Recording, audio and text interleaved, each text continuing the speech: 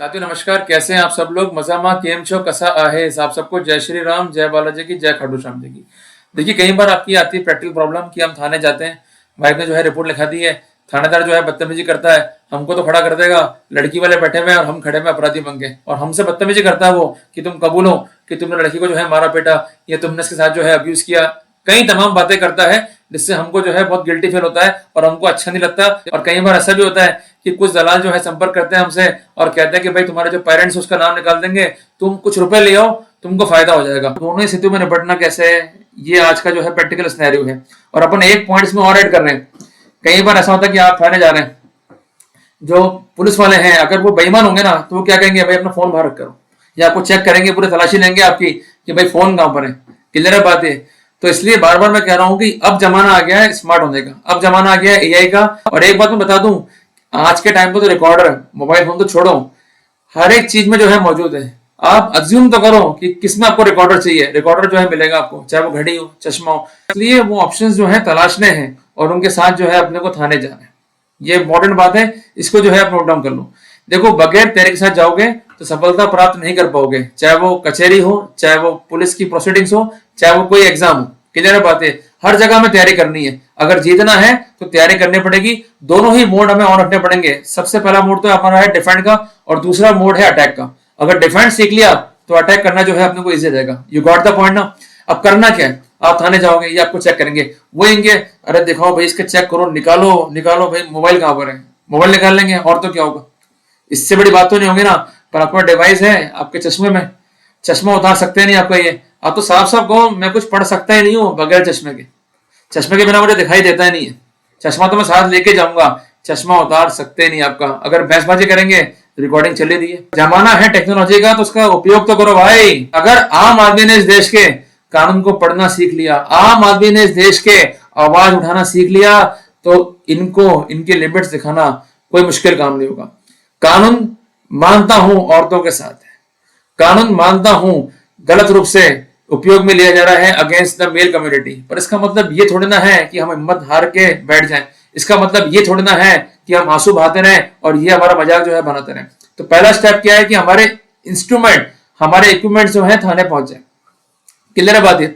दूसरा स्टेप क्या है, थाने बुला रहे हैं, आपसे कर रहे हैं बदतमीजी, आप एक बात ध्यान रखिएगा, आपको हमेशा सर शब्द का उपयोग करना है। आप भी कहेंगे पर भैया बैठाते हो, भाई साहब बैठाते हो, गलत बात। सर ये बहुत प्रोफेशनल वर्ड है। कई लोग हमारे आसपास में यूज करते हैं भैया वर्ड, वो गवार है बेसिकली। साफ बोल रहा हूं मैं, भैया अगर वो यूज कर रहे हैं गवार, सर यूज कर रहे हैं दे आर प्रोफेशनल। तो हमें प्रोफेशन ऐड करना है।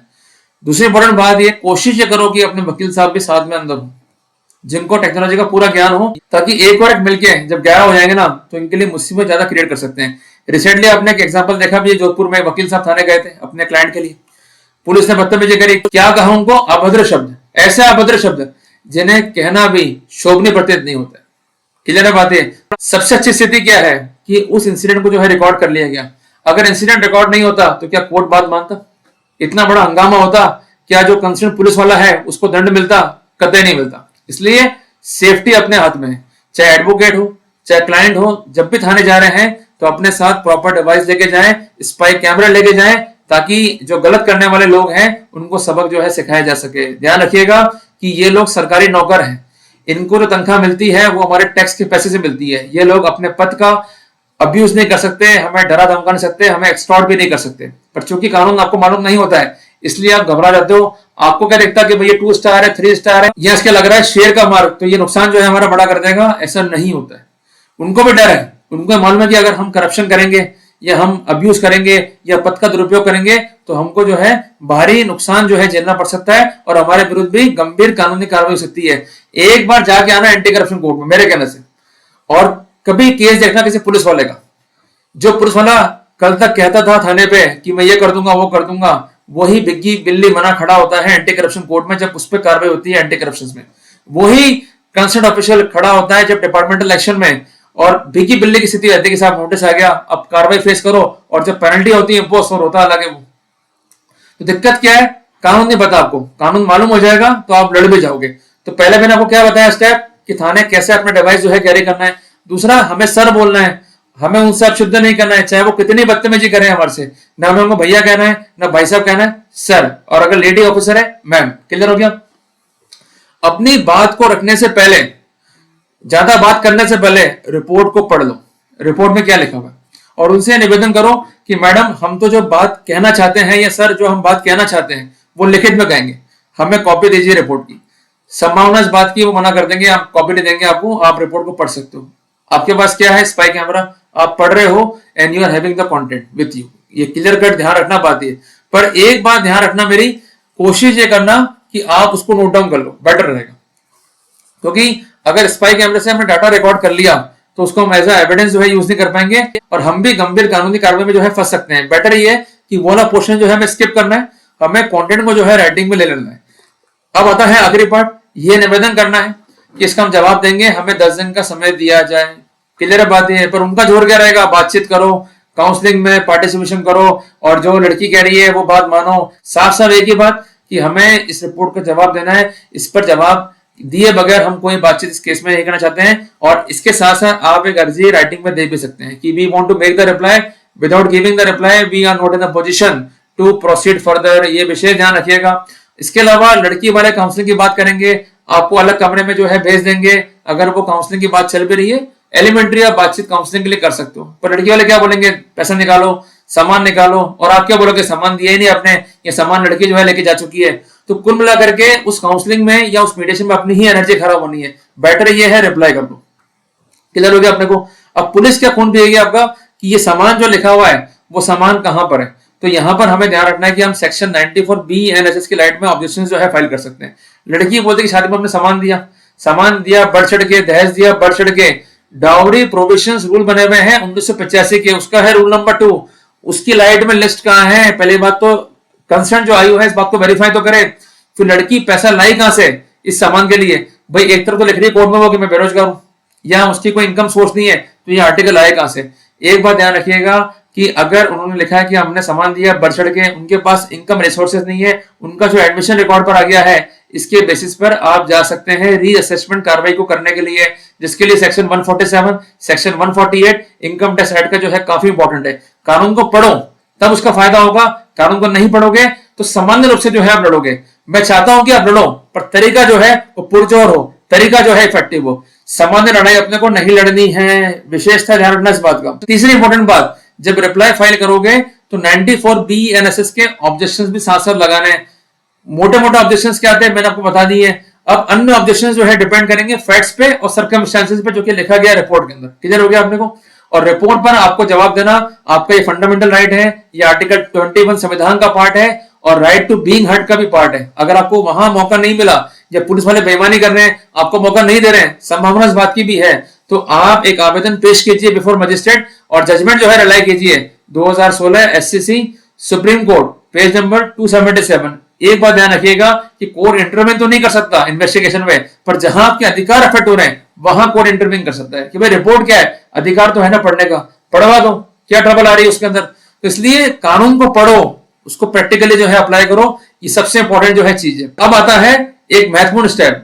पुलिस वाले जो है बदतमीजी कर सकते हैं, गाली गलौज भी कर सकते हैं, अबे तबे भी कर सकते हैं, इवन ये भी कहते हैं तू खड़ा हो जा, तू खड़ा रहे, साइड में खड़ा हो जा, कुछ नहीं बोलना है, रिकॉर्ड करते हुए चलो, बस एविडेंस बन गई।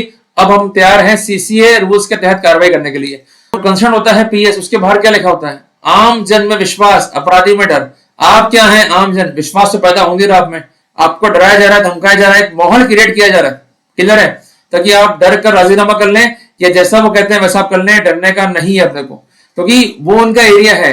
पर एक बार एविडेंस करेक्ट हो गई और वो एविडेंस जो है कोर्ट तक पहुंच गई या उनके डिपार्टमेंट तक पहुंच गई, now they have to face the trouble of CCA rule and CCS rule. नियम बने हुए हैं, हम कार्रवाई कर सकते हैं, पर कार्रवाई जब करोगे तो आपसे क्या मांगा जाएगा? सबूत कहां है? तो वो सबूत लेके चलना पड़ेगा अपने को। क्लियर हो गया अपने को?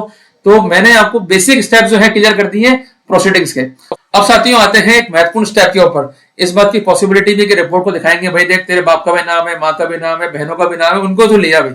अब आपकी तो हालत खराब हो जाएगी, अरे नहीं साहब वो कैसे आएंगे। कई बार मजबूरी हमारी क्या फंस जाती है कि हमारे पेरेंट्स बहुत दूर हैं। मान लीजिए कि वो रहते हैं अजमेर में और रिपोर्ट होगी तमिलनाडु में, तो आप क्या करोगे? कैसे जो है ट्रेवल करोगे?